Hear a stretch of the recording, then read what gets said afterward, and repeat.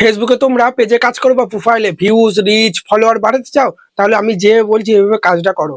কতদিন তো কত ভিডিও দেখে এলে, ঠিক আছে? আমি যে বলবো শুধু 1 সপ্তাহ কাজ করবে, তাহলেই তোমরা শুধু ইমপ্রুভ বুঝতে পারবে, ঠিক আছে? বারবার বলছি একদম ভিডিওটা স্কিপ করো না, মজার ছলেই দেখে নাও, ঠিক আছে? কত টাইম নষ্ট করো, দেখো সাইডে আমার স্ক্রিনে চলে আসছে। তো তোমাদেরকে কাজটা কি করতে হবে, তোমাদেরকে ফেসবুকে বেশি বেশি ভিডিও আপলোড করলে হবে না, ঠিক আছে? তোমাকে ভিডিও কিন্তু দেখতে হবে।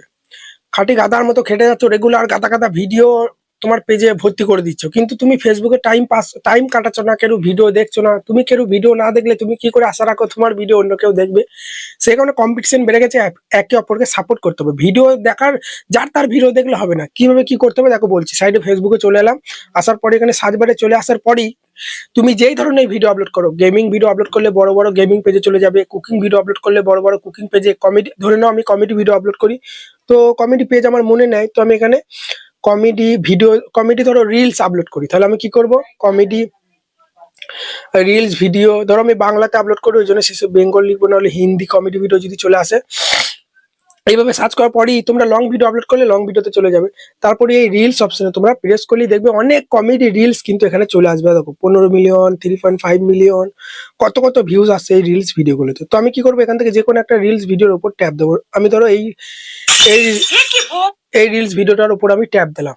আমি রিলস ভিডিও আপলোড করি বলেই এই রিলস ভিডিওতে চলে এলাম বড় বড় পেজে। আসার পরেই তোমরা এর পেজে চলে যাবে। রিলস ভিডিও আপলোড করলে তোমাকে কি করতে হবে, প্রথম দিকে যে রিলস ভিডিওগুলো আপলোড করেছে, দাঁড়াও সাউন্ডটা কমিয়ে দিন, নাহলে তোমরা বুঝতে পারবে না। সেই রিলস ভিডিওগুলোর উপর তোমরা প্রেস করবে, ঠিক আছে? তারপরেই এই কমেন্ট বক্সে তোমরা চলে আসবে। এই কমেন্ট বক্সে আসার পর এই যে রিলস ভিডিওটা দেখছো, এই রিলস ভিডিওতে কমেন্ট করলে কিন্তু হবে না সুন্দর গঠনমূলক।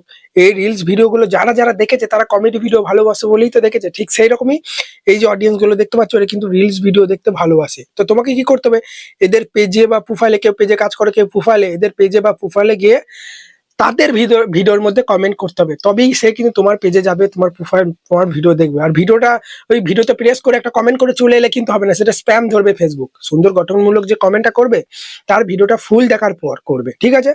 তো কি করবো, এখানে আমরা ভিডিও সেকশনে চলে আসবো।